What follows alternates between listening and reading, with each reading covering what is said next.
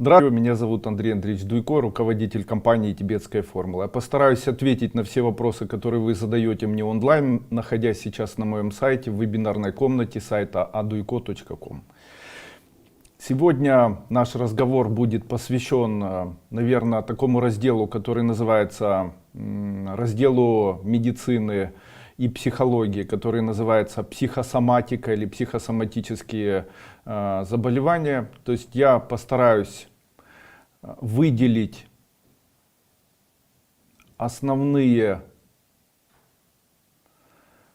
психологические аспекты, которые могут указывать на то, на какой из органов вам необходимо обратить свое внимание.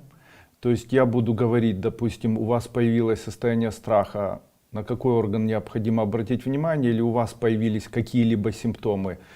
Я не утверждаю, что это является прямо достоверной гарантией или достоверным попаданием в заболевание или является прям оптимальной диагностикой.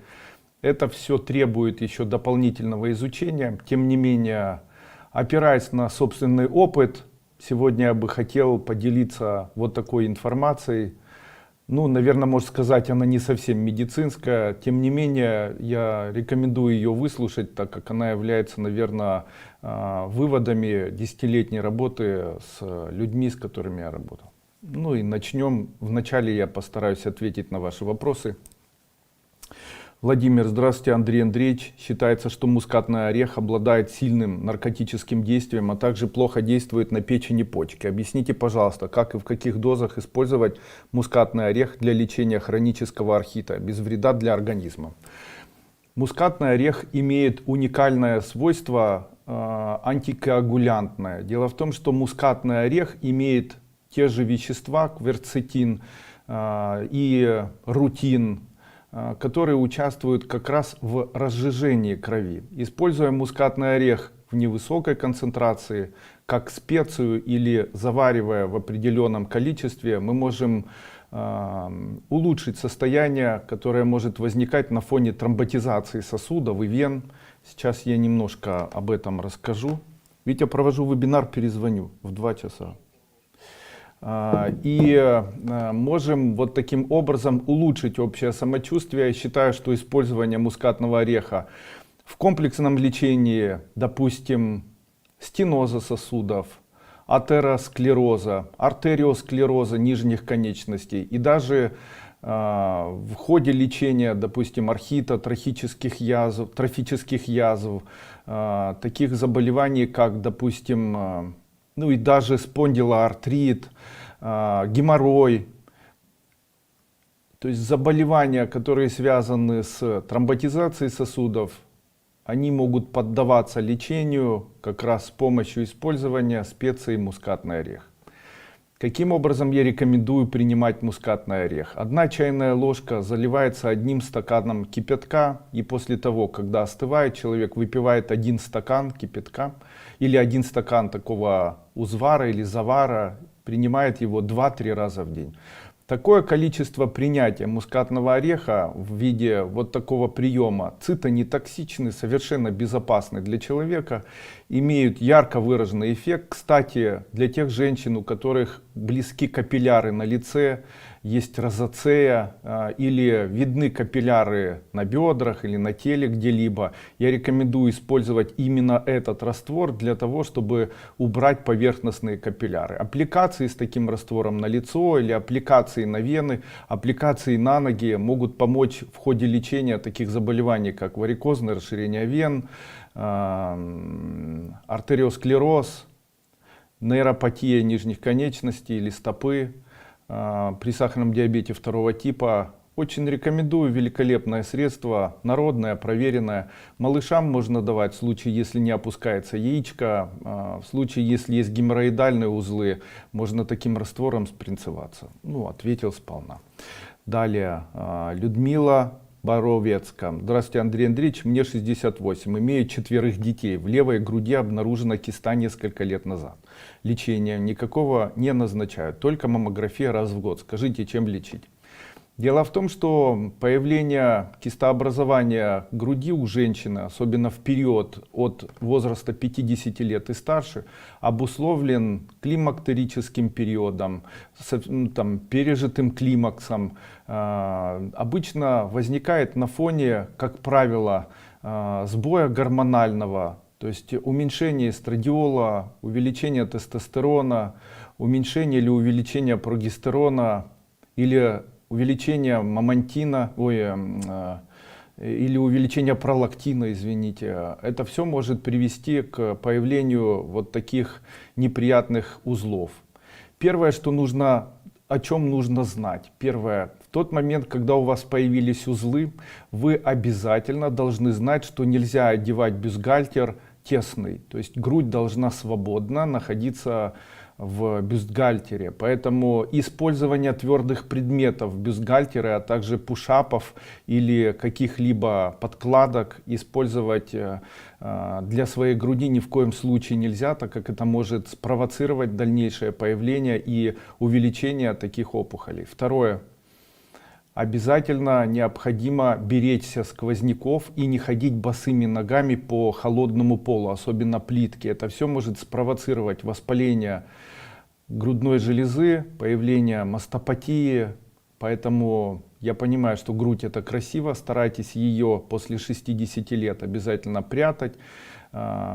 Старайтесь одевать теплую одежду, старайтесь, чтобы ваши ноги были в тепле. Ну и мои рекомендации. В моей компании разработан препарат, их два. Один называется Metix. Его необходимо принимать по чайной ложке на 1 стакан воды 2 или даже 3 раза в день. Можно в принципе принимать и по столовой ложке, если воспаление такое активное. Также данным веществом можно натирать область нахождения самой кисты. И препарат, который называется мастопатин. Принимать его необходимо по 2-3 раза в день, по 2 таблетки. Также очень зарекомендовала себя мазь для увеличения груди. Она зарекомендовала себя как невероятно эффективное средство, которое может удалить очень быстро и увеличить размер любой опухоли, особенно в случае, если она доброкачественная, не опасная. И это происходит буквально в считанные дни, буквально за первые 15-25-30 дней использования данной мази. Мазью это необходимо смазывать грудную железу, это необходимо делать в вечернее время перед самым сном. Она пахнет кокосом, никакого эффекта жжения или какого-либо видимого такого эффекта не происходит, но к радости на следующий день замечается размягчение узла и в дальнейшем полное рассасывание узла. Раиса Цымбаленко. Ого, какое письмо. Я писала несколько раз в вебинарной комнате из-за себя и за сына, пока попала в поле вашего зрения, поэтому решила написать еще раз. Итак, ревматоидный артрит на гормонах 11 лет, сейчас метипред 4 мг, полиартрит, полиартроз, сильный остеопороз. Далее. Давайте начнем с ревматоидного артрита. По моему мнению, ревматоидный артрит – это заболевание, инфекционное заболевание стафилококком с образованием колоний стафилококка, которые находятся, как правило, либо в носоглотке, либо второй вариант в слепой кишке.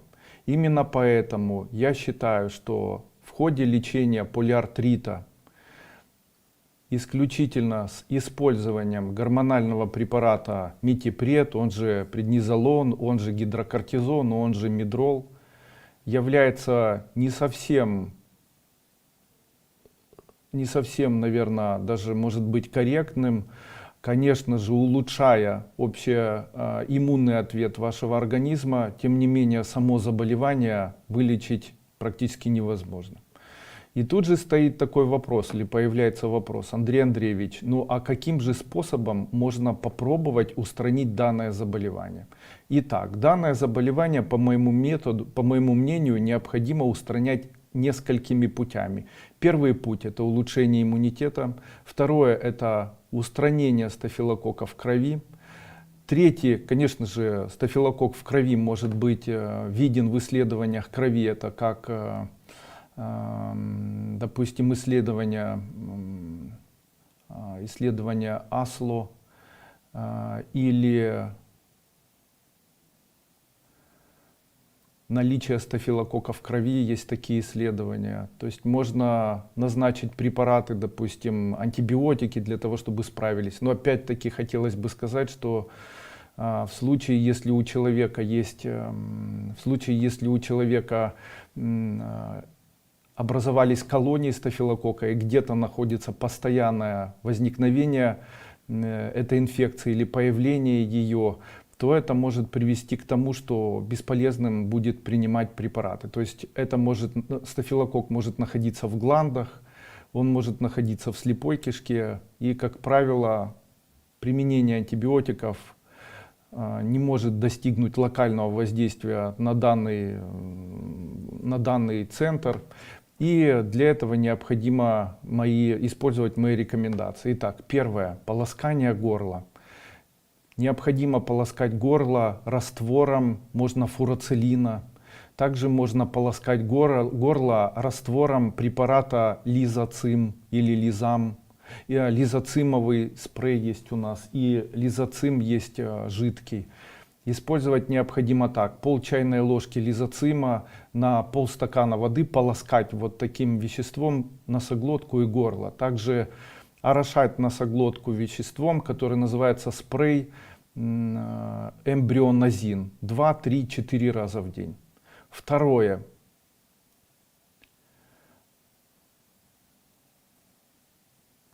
Необходимо взять четверть чайной ложки перекиси водорода, можно даже не четверть чайной ложки, а 1/2 четверти чайной ложки перекиси водорода, ну можно и четверть чайной ложки перекиси водорода на 1 стакан воды, и взять микроспринцовку, такую 60 грамм, и делать микроспринцевание ректально 2-3 раза в день.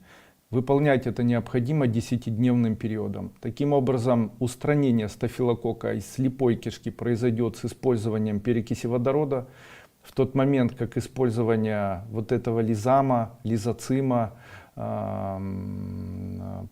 или фурацилина может помочь избавиться от стафилококка в носоглотке. Следующее. Устранение стафилококка в крови. Необходимо принимать препарат Гемартан компании. Тибетская формула. Принимать необходимо следующим образом: 6 таблеток на ночь первый день и по 2 таблетки, начиная со 2-го дня, 3 раза в день на протяжении 30 дней. Далее препарат, который называется Инстамакс. Это препарат, который устраняет иммунный дефицит, вырабатывает антитела к стафилококку. Принимать необходимо по 2 таблетки 3 раза в день. И препарат Артридикс. Принимать по 2 таблетки 3 раза в день. Также использовать мазь, которую я рекомендую использовать при артритах и артрозах. Это мазь Габбана, смазывая места поражения 2-3 раза в день. Я считаю, что, используя все эти рекомендации на протяжении 1-1,5 месяцев, можно избавиться от данного заболевания. Также хотелось бы сегодня несколько слов сказать о изготовлении своего собственного, если можно так сказать, рецепта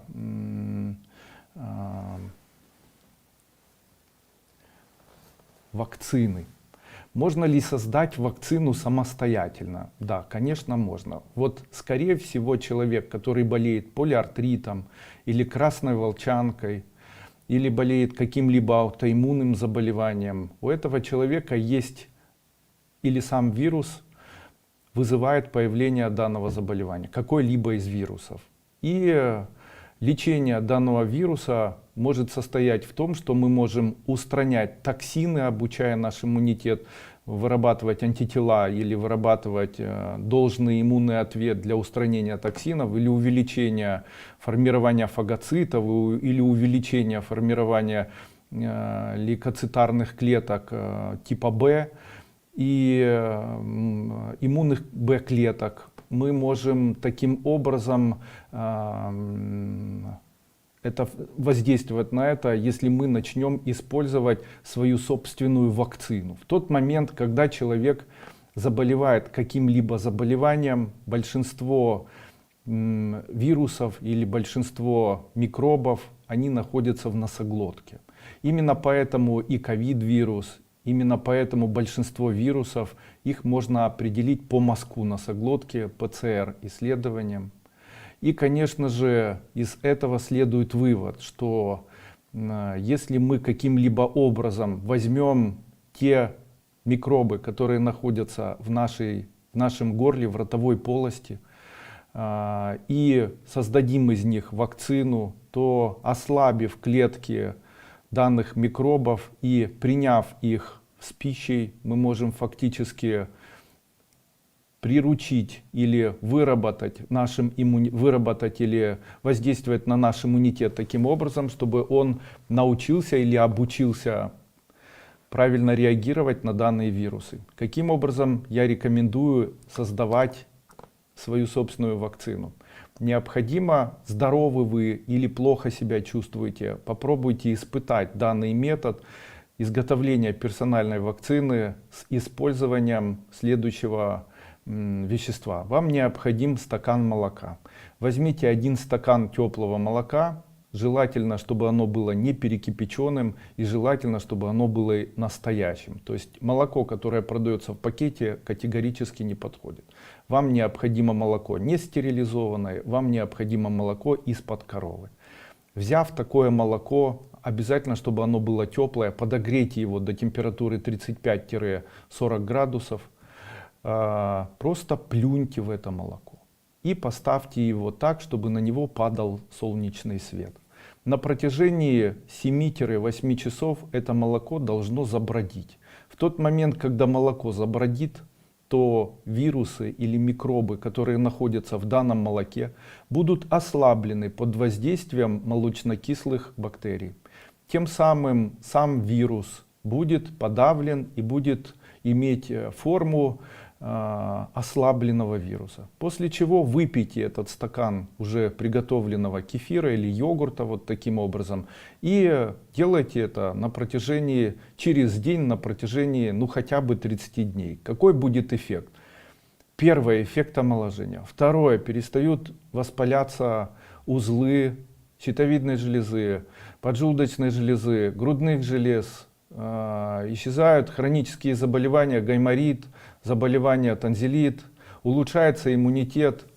Такие есть заболевания, допустим, как экзема или сыпь на коже. Они к радости тоже могут подвергаться лечению с использованием вот такого уникального метода изготовления своей собственной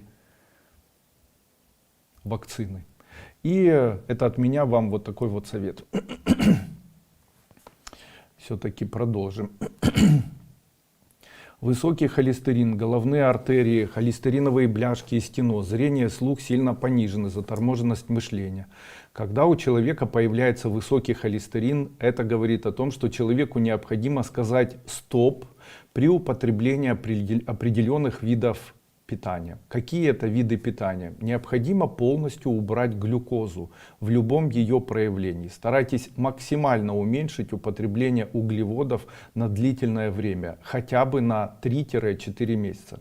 Начните использовать препараты моей компании Глюконорм и гликоцитрохромин, ЕМА.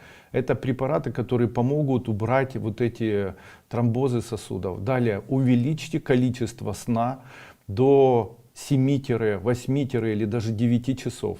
Обязательно найдите дерево можжевельник, и в тот момент, когда солнечные лучи падают на можжевельник, выделяются определенные фитосапонины этим деревом, которые доказано в медицинских исследованиях устраняют и снижают холестерин, также рассасывают бляшки. Именно поэтому отдыхать вместе или гулять в парке, где находится можжевеловые деревья или можжевельник растущий, и находиться рядом с этим можжевельником в тот момент, когда на него падают солнечные лучи, очень полезно для тех людей, у кого высокий холестерин. Следующее. Холестерин можно снизить, если принимать небольшое количество соды. Принимать четверть чайной ложки на стакан холодной воды 1 раз в день. Это будет снижать холестерин. Опять-таки, по моему мнению, холестерин является следствием недосыпания у человека. Проверено не эмпирически, а проверено и доказано горьким опытом на протяжении десятилетия, что люди, которым я советовал спать на 1 час дольше или на 2 часа, принимать в большом количестве витамин Е, его можно принимать, увеличив количество употребления, допустим, оливкового масла, рыбьего жира. Также можно принимать витамин Е нашей компании. Витамин Е в нашей компании продается 1000 микрограмм в одной капсуле. Принимать 2 капсулы 3 раза в день совместно с 1 таблеткой препарата цистин. Это снижает холестерин. Но в случае, я считаю, что проявление неврозов, недосыпания человека, переживания, именно это больше всего воздействует на появление холестерина и, как правило, появление в дальнейшем вот таких проблем. Также есть препараты, которые называются вазодилататоры. Это препараты, способные расширить стенки сосудов для того, чтобы лучше кровь поступала, допустим, к мозгу, если есть стеноз сосудов или окклюзия сосудов шейного отдела. И данные препараты, это, допустим, препарат Рутин нашей компании. Второй препарат — это Гваргин нашей компании. Есть такие препараты, которые продаются просто в аптеке. Это препарат Аскорутин. Его можно принимать. Это аскорбиновая кислота или ниацин-аскорбиновой кислоты. Вернее, нитрат аскорбиновой кислоты, ниацин — это не то. Нитрат аскорбиновой кислоты совместно с рутином. И в комплексном применении данного препарата можно улучшить состояние сосудов, то есть вот эта вазоконстрикция будет исчезать, сосуд будет расслабляться, и будет происходить вазодилатация. Можно использовать вещество, которое называется спрей окситоциновый, в моей компании он продается, брызгать себе в носовую полость 2-3 раза в день. Это тоже способствует расслаблению сосудов мозга, расслаблению сосудов шейного отдела и позвоночных артерий. Улучшение происходит циркуляции коры головного мозга. Также есть препарат, он называется Эмбрио Плюс. Я рекомендую использовать данный препарат для улучшения общего состояния в случае, если есть стеноз сосудов или окклюзия сосудов. В случае, если очень помогает при этом использование любых мазей. В случае, если у вас головокружение, шумы в ушах, в случае, если у вас нарушен поворот головы в левую или в правую сторону, в случае, если вы ложитесь, у вас головокружение, или встаете, у вас головокружение, это говорит о том, что у вас, скорее всего, сформирован остеохондроз, который приведет в дальнейшем к протрузиям, который в дальнейшем приведет к грыже, который в дальнейшем и так далее. То есть в случае, если это уже происходит, у вас есть головокружение, то не нужно делать никаких гимнастик, никаких занятий. Начните смазывать вашу шею. Первое, мазью, которая может убрать миозит или воспаление мышечной ткани. Это может быть мазь Габбана компании Тибетская формула или мазь Золотой бальзам Дуйко. И второе, это бишофитовая мазь. То есть бишофитовой мазью 1 раз в день, мазью Габбана 1 раз в день можно использовать для самого позвоночника на всякий случай. Еще мазь вертебрализовая. Если и первой, и второй, и третьей мази у вас все-таки нет, можно использовать медицинскую мазь компании, любой вьетнамской компании, на которой есть изображение тигра, она в народе называется тигровая мазь, или есть еще мазь вьетнамская на основе яда кобры, она называется тромбоксетин или тромбоксетиновая.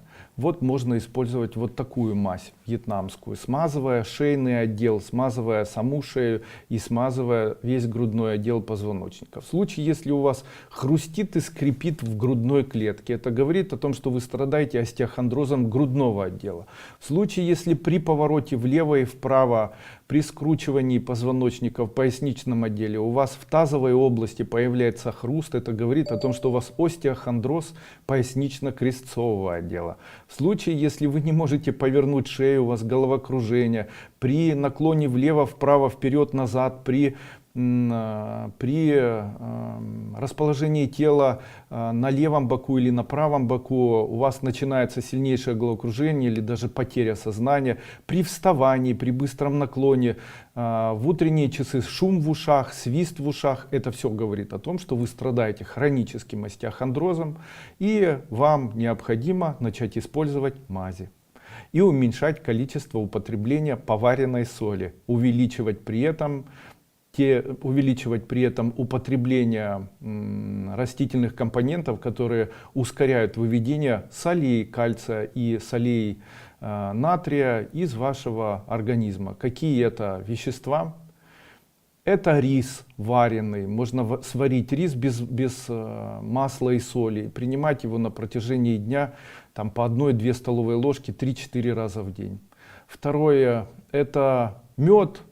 Можно принимать мед. В меде находится большое количество калия. Калий является антагонистом кальция. Тем самым убрать кальциево-натриевые соединения, кальциево-фосфорные соединения из мышц и тканей, которые находятся возле позвоночника, убрать общий солевой диатез, помогут вот эти препараты. Можно ли в это время принимать кальций? Да, можно принимать кальций. Тогда получается, человек говорит: как же я буду принимать кальций, если мне нужно наоборот кальций убирать? Нет, вы ошибаетесь. Кальций, который вы принимаете, является кальцием эндогенным, и он способствует устранению солевого диатеза. А кальций экзогенный, то есть тот кальций, который мы принимаем, это экзогенный кальций, принятый извне. А эндогенный — это тот, который вырабатываем мы сами. Так вот, тот, который вырабатываем мы сами, для нас не полезный. А тот, который мы вырабатываем, который мы принимаем извне при артрите, артрозе, может быть для нас полезным. Таким образом, принимать можно и мед, и молоко, и творог. Это все позитивно. Это все позитивно сказывается на общее состояние наших и артерий, и позвоночника. И это все можно использовать в ходе лечения, в том числе головокружения. Дальше. Это так много у вас всего. Угу. Жировой гепатоз, камни в желчном пузыре, рефлюкс, панкреатит. Есть очень хорошие три травы, которые могут полностью устранить панкреатит, убрать камни в желчном пузыре, устранить гастрорефлюксную болезнь. Эти 3 травы называются так: бессмертник. Второе растение, лекарственное, называется железняк. И третье — хвощ, или корень хвоща, или хвоща. Используя 3 растения: корень хвоща, железняк и бессмертник полевой, объединив эти 3 растения между собой в равных пропорциях, предварительно измельчив их до порошка и заваривая 1 столовая ложка на стакан воды, чередуя это с небольшими с ограничением себя в пище, так чтобы быть впроголодь, и принимать по 1 стакану 3-4 раза в день вот этого состава, можно избавиться и от камней в желчном пузыре, и от гастрорефлюкса, и от панкреатита в комплексе. Наши препараты, которые я рекомендую принимать: первое — мумиё. Мумиё поможет избавиться от панкреатита. Второй препарат — панкрисорб. Третий препарат — железняк, который поможет восстановить желудок и устранит гастрорефлюксное заболевание. Диабет 2 типа. Инсулин сильно превышен. Когда инсулин сильно превышен, но сахар или глюкоза правильно остается в норме, это говорит о том, что вы болеете заболеванием ожирения, и у вас находится увеличенное жировое отложение. Увеличенное жировое отложение необходимо лечить с помощью, если очень сильно повышен, то эндокринолог должен вам назначить препарат. Я хочу вам сказать, что вам необходимо принимать препарат медицинский, и с него необходимо начинать свое лечение. Данный препарат называется метформин.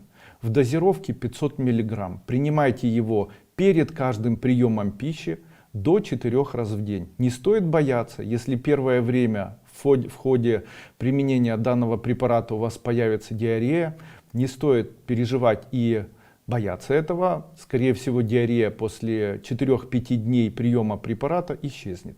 В случае, если у вас стабильная хроническая диарея, о чем это говорит? Это говорит о том, что у вас превышено количество инсулина в жировой клетчатке, и вам необходимо устранять. Также для вас очень рекомендуем голод.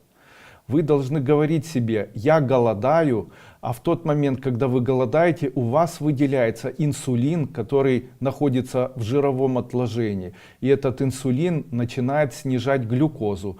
Глюкоза, снижаясь, заставляет вас чувствовать состояние голода. Именно поэтому единственная способность для вас устранить возможности дальнейшего ожирения и единственная способность устранить те все заболевания, о которых вы написали ранее, это голодать.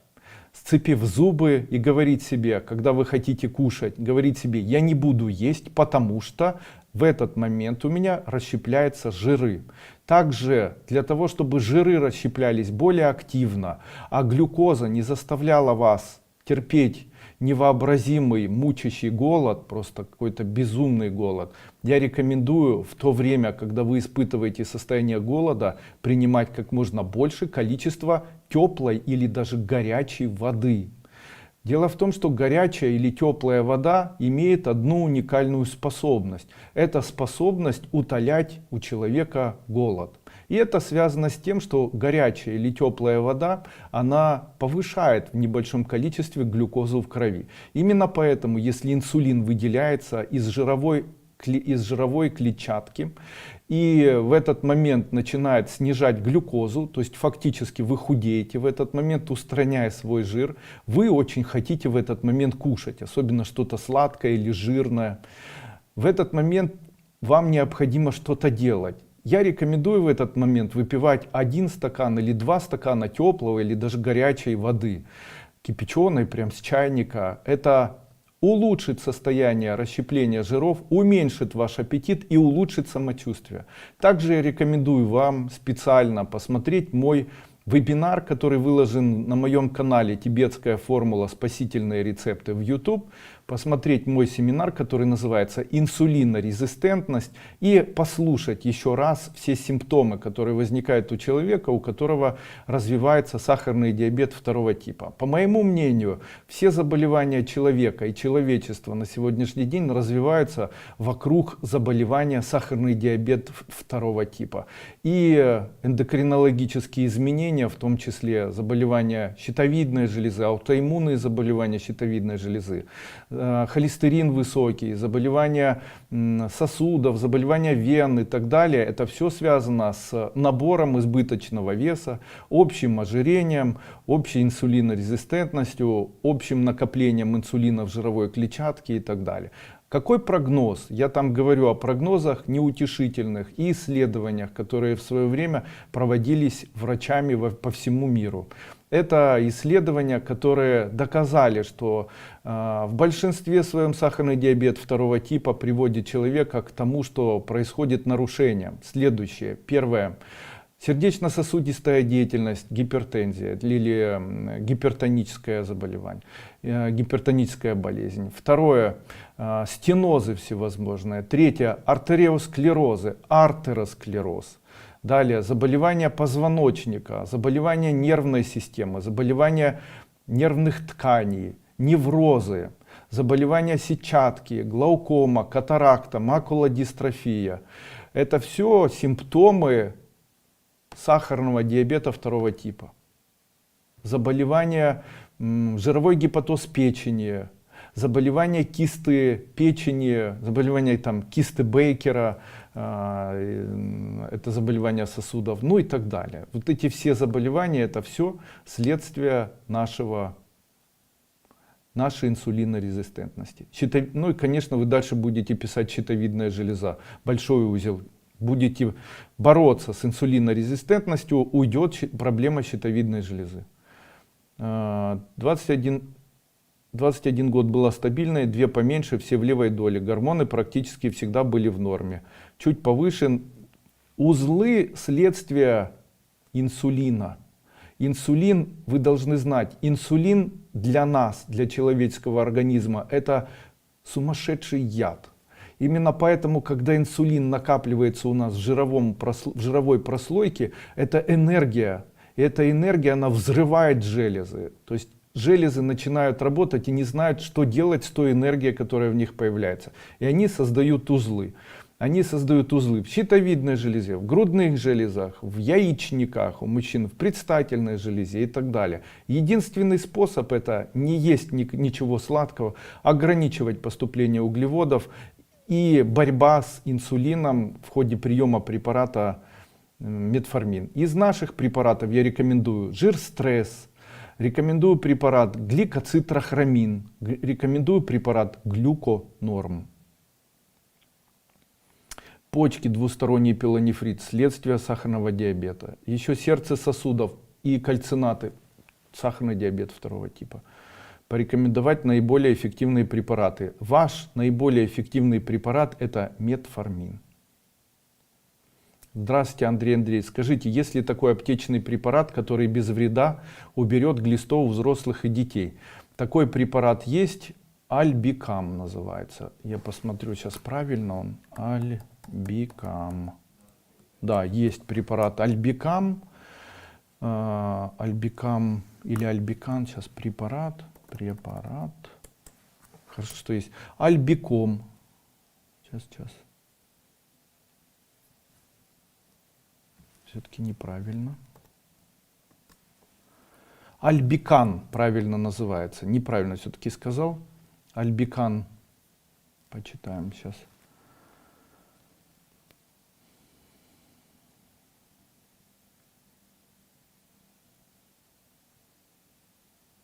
Что-то я не то говорю.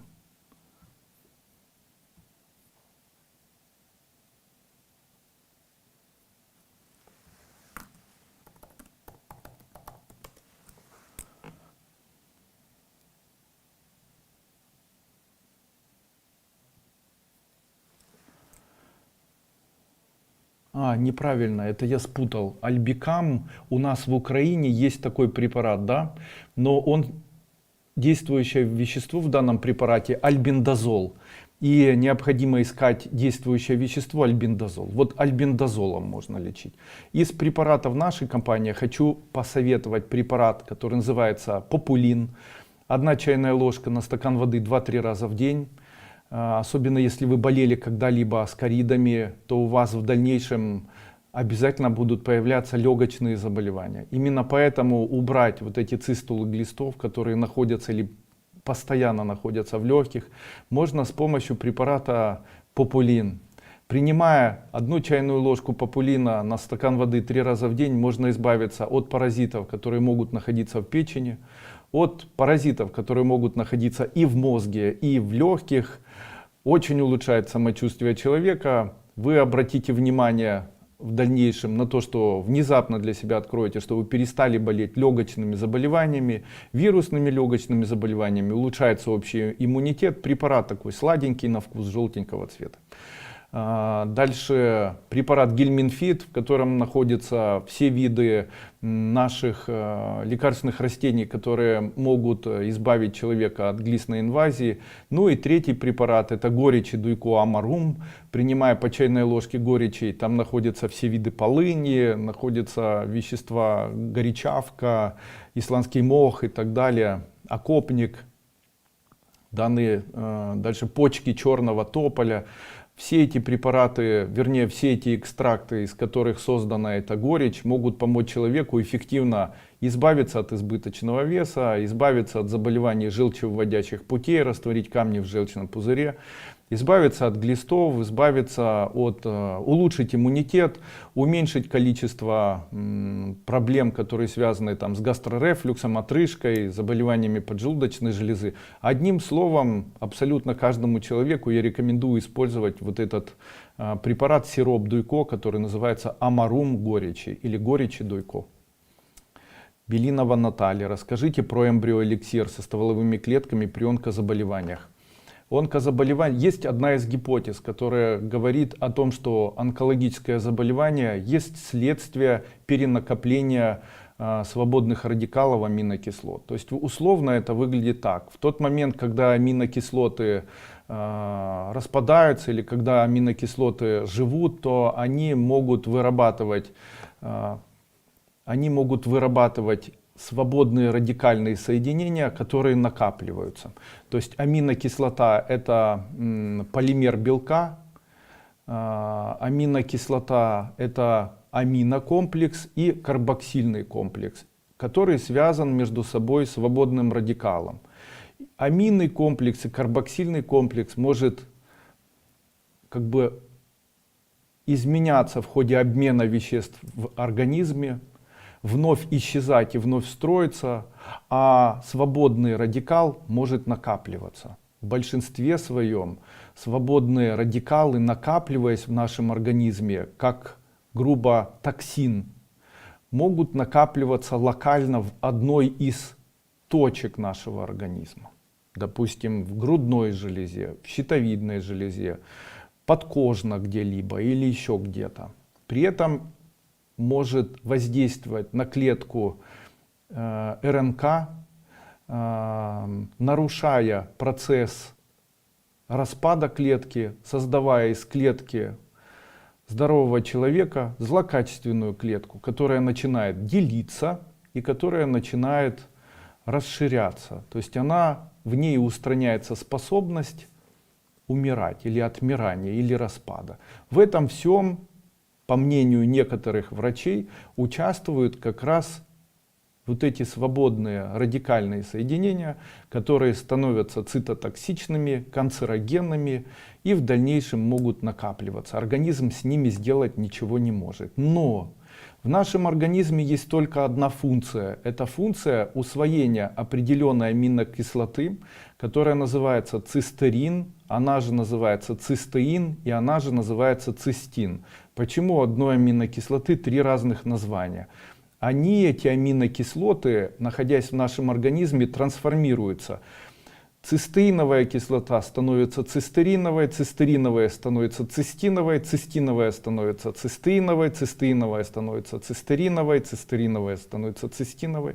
Очень часто цистиновая кислота распадается, объединяя остальные аминокислоты и вот эти мостики или свободные радикалы, образовывая с ними мостики соединений, после чего работает как вещество, которое может собрать и удалить эти свободные радикалы. Именно поэтому, по моему мнению, использование химиотерапии или использование антибиотиков, или использование антиоксидантов, или октопротекторов, или иммуномоделирующих, или устраняющих иммунную депрессию веществ. Вот такие вещества необходимо сопровождать с применением в достаточно больших дозировках препарата цистин. Почему именно цистин? Дело в том, что цистин, он то вещество, которое объединит вот эти все свободные радикальные окисленные радикалы и сможет это все вывести из вашего организма. Цистерин и цистеин не может этого сделать. И в случае, если мы принимаем цистеин, то он должен превратиться в аминокислоту цистин. А это очень сложный процесс, в ходе которого эффективность самого цистина изменяется и уменьшается. И именно применение вещества цистин в ходе лечения вирусных заболеваний, гриппа, простуды, любых абсолютно заболеваний. В случае, если препарат принимать при химиотерапии с любыми препаратами, которые назначает врач-онколог, то процесс выздоровления будет многозначительным и ярче заметным. Именно поэтому я рекомендую при онкологическом заболевании применять в ходе вашего лечения дополнительно препарат цистин. Тогда эффективность лечения препаратами, который назначил вам онколог, заметно увеличится, и будет это заметно видно. Далее, мои препараты. Я считаю, что есть ряд препаратов, которые я рекомендую использовать при онкологическом заболевании. На первом месте это препарат стволовые клетки. Стволовые клетки — это фактически клетки, попадающие в наш организм, становящимися фактически нашими иммунными клетками. Очень часто наш иммунитет не может справиться с теми задачами, которые поставил ему наш организм. Для этого необходимо увеличить количество употребления стволовых клеток, для того, чтобы они стали нашими иммунными клетками. Употребление стволовых клеток, оно должно быть минимальным, то есть необходимо принимать стволовые клетки прям капельками. Наша бутылочка 100 миллиграмм, на самом деле это 10 тысяч миллиграмм.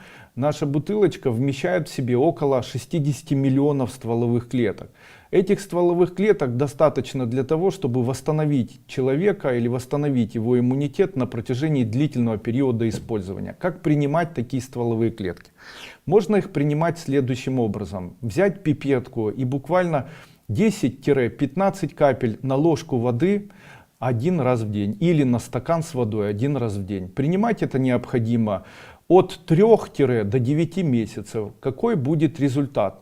Улучшение иммунитета, ощущение тепла в организме, яркий эффект омоложения, улучшение состояний и уменьшение симптомов хронических заболеваний, допустим, уменьшение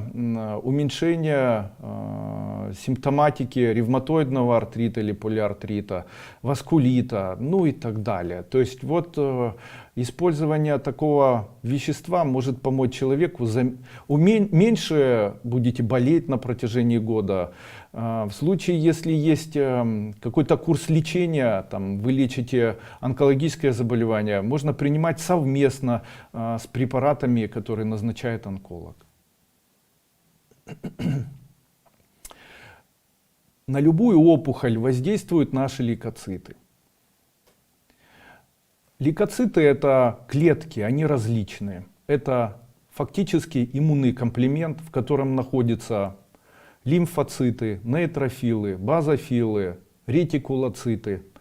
В него входят иммуноглобулины, Т-киллеры, Т-хелперы, фагоциты и так далее. Сам процесс воздействия такими клетками на вирусы, бактерии, на токсины, оксиданты достаточно сложный и такой достаточно обширный. И улучшение всего состояния иммунитета — это процесс довольно сложный. И вычленить и определить, каких все же клеток вам не хватает или каких у вас там больше, как, допустим, при заболевании аллергии нейтрофилов больше становится, достаточно сложно. Или при заболеваниях почек, допустим, увеличивается количество лимфоцитов. То есть при заболеваниях иммунитета необходимо какое-нибудь уникальное или универсальное вещество, которое бы могло сформировать любую недостающую клетку для иммунитета, помочь иммунитету увеличить свое воздействие на организм человека. Именно для этого и существуют эмбриональные клетки, которые создаются из зародышей перепелов. Дело в том, что в определенный период эти зародыши перепелов не имеют классификации, их клетки не классифицируются и еще не превратились в клетки зародышей, не превратились в клетки, которые будут их идентифицировать как клетки птицы. И данные клетки в какой-то период могут быть использованы как стволовые клетки, которые наш организм воспринимает как собственно свои.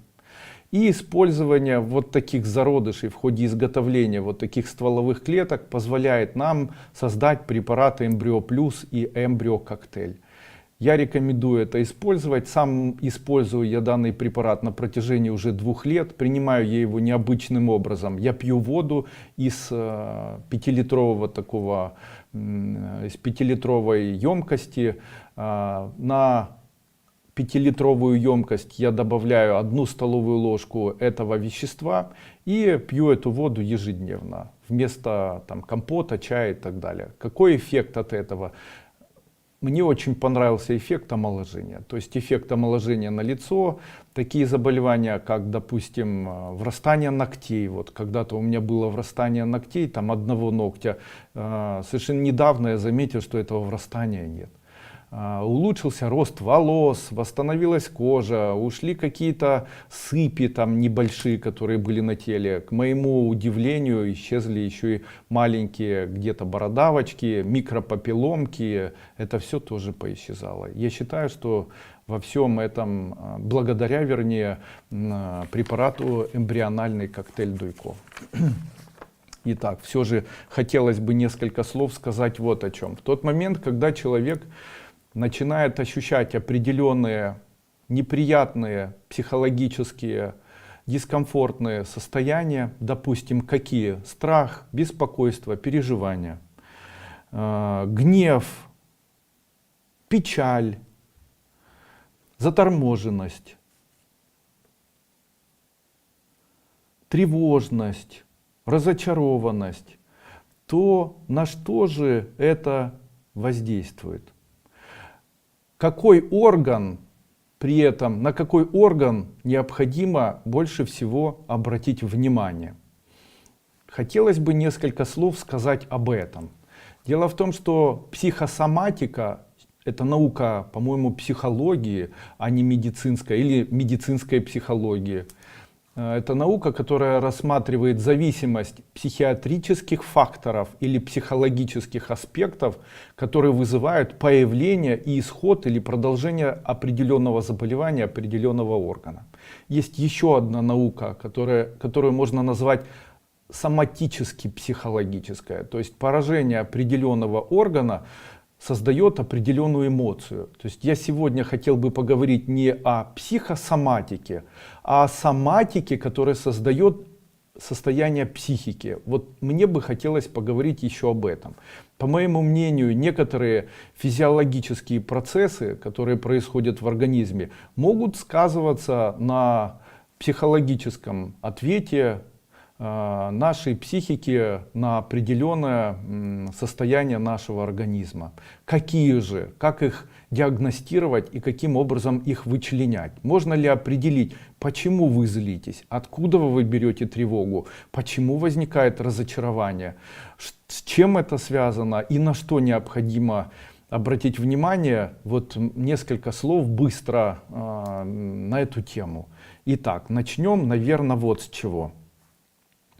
Человек начинает чувствовать раздражение, то есть он становится раздражительным. Он раздражается на внешний вид другого человека, он раздражается и огорчается. Нужно поставить раздражение и огорчение. В случае, если огорчение, то это заболевание повышенного давления в сердце и в сосудах. Если он раздражается, то это может быть гипертоническое заболевание или общее заболевание сердечно-сосудистой системы. То есть человек огорчается, человек раздражается, ставите тире и начинаете лечить его сердце. Какими препаратами? Это препарат магния, так как сердце любит магний. Это препарат калия, сердце любит калий. Это препарат B6, сердце любит B6. Это препарат моей компании NSCARD. Это препарат Рейнтона и препарат Тонизон. Также для сосудов это препарат Рутин и Гваргин. То есть вот таким образом мы будем.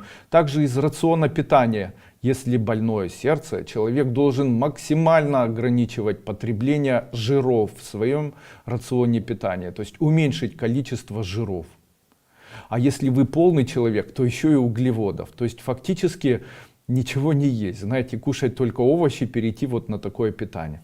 Следующее. Человек испытывает состояние тревожности. Вот что-то должно произойти. Кто-то за мной следит. Так, все будет плохо. Что-то я чувствую, что-то должно быть и что-то должно произойти. Это говорит о том, что у вас высокая кислотность желудка и, скорее всего, появляется в высоком количестве тромбоциты. То есть это тромботизация сосудов.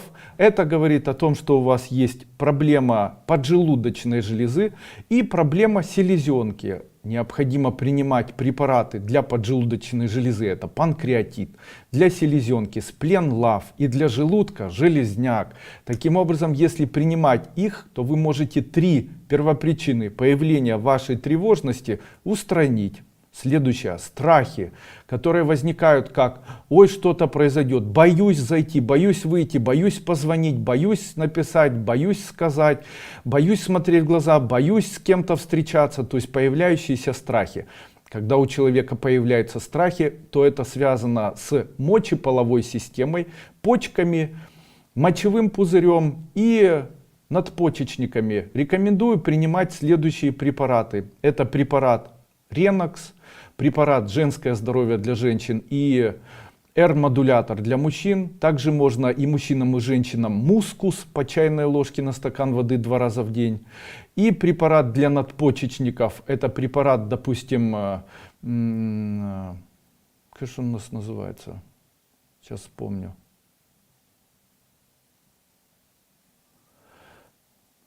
Который называется Tentorix. Это препарат Tentorix по 1 таблетке 2 раза в день. То есть препарат Renox, Tentorix, женское здоровье, или R-модулятор. Можно еще Цистонорм для мочевого пузыря. И мускус. Таким образом можно избавить себя от страхов. Дальше гнев. Человек очень гневный, вспыльчивый, вспыхивает. Желчный такой, кидается на всех, не может сдержать свои эмоции, шипит как гусь, нервничает без конца, всем недовольный. Это говорит о том, что у него есть проблемы печени. Не зря говорят, что этот человек желчный, потому что в нем много накапливается желчи.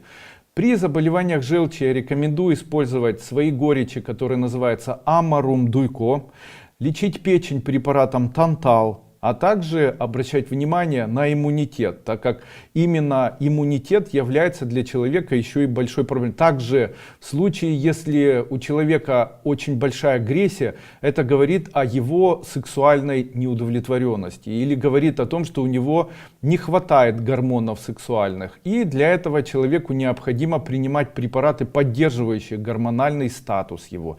Допустим, для мужчины, который все время гневится, ему хорошо будет принимать препарат Мускус, Красный дракон, М-модулятор или R-модулятор. Для женщины женское здоровье, тест стоп, Поставит, Матрикс норм.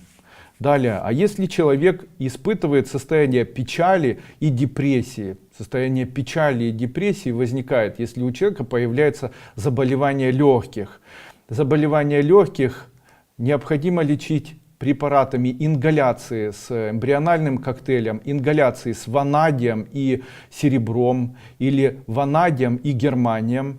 Также принимать препарат «Здоровые легкие», также принимать препарат для толстого кишечника, это препарат Прокшалан, Эмбрио Плюс, а также улучшать иммунитет с помощью препарата Инстамакс.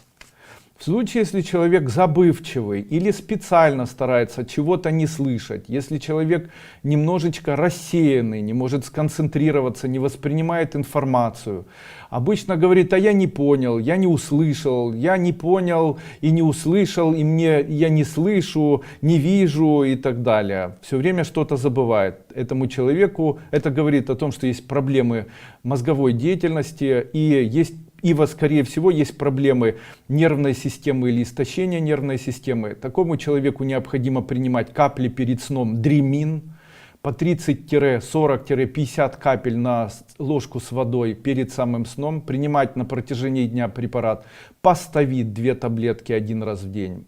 Магний B6 2 таблетки 1 раз в день. Серантал 2 таблетки 3 раза в день. Морбустоп 1 таблетка на ночь. Мнемонорм 1 таблетка перед сном. И препарат для щитовидной железы, допустим, D3 йод. Это все в моей компании. Таким образом можно условно сказать: забывчивость, тормознутость, заболевание мозга, огорчение, заболевание сердца, тревожность, заболевание селезенки, страхи, заболевание почек, гнев, заболевание печени, депрессия и печаль, заболевания легких. Теперь вы можете определить, какой главный орган отвечает за ваши психические состояния и более активно, обращая на это внимание, изменить свое состояние. Марьям Касымова. Андрей Андреевич, вы самый лучший гений современности, спасибо. Приношу вам свои восхищения, которые безграничны. Хочу задать вопрос по поводу болезни моего сына, если так можно сказать. У сына по всему телу подкожные жировики, на теле, ногах, руках. Что это может быть и как это лечить? Помогите, пожалуйста, дорогой уважаемый Андрей Андреевич. Когда появляются жировики в теле, это говорит об, как ни странно, психосоматическом заболевании, которое называется неврозы. Это говорит о том, что человек склонен мало спать, что у человека переистощена нервная деятельность. Что может помочь человеку? Первое. Активная физическая активность, устранение жиров и углеводов. Увеличение употребления препарата амарум, то есть горечи, нужно убирать у человека, устранять гневливость его. Алкоголь, быстрые углеводы необходимо убирать. Как можно больше этому человеку нужно спать. Также рекомендую начать принимать препараты по снижению глюкозы в крови и увеличить количество физических упражнений. Могут помочь препараты холестеростопин, может помочь препарат амарум дуйко, может помочь препарат тантал и глюконорм. Все эти препараты могут также от неврозов может помочь препарат паставид.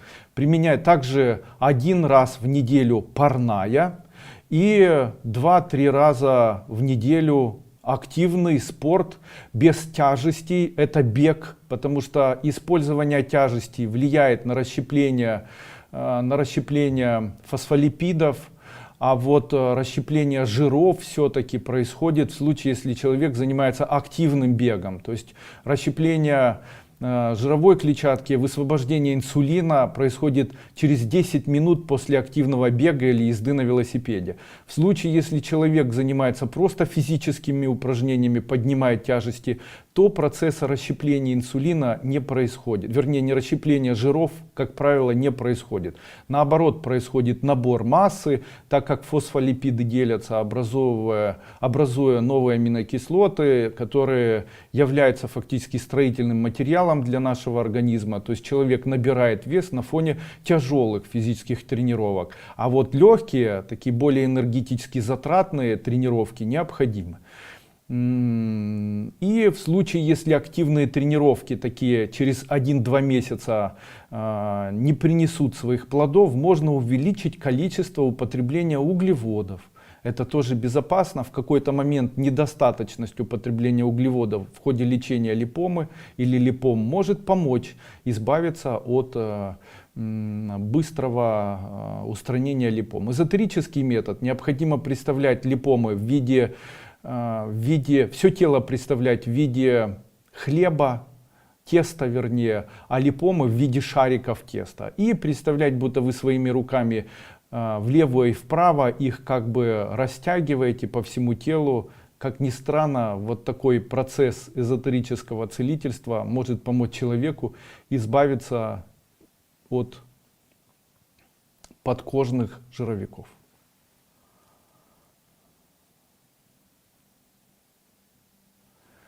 Моей маме почти 76 лет. Поставили диагноз глаза, возрастная макулодистрофия, субретинальная неоваскулярная мембрана.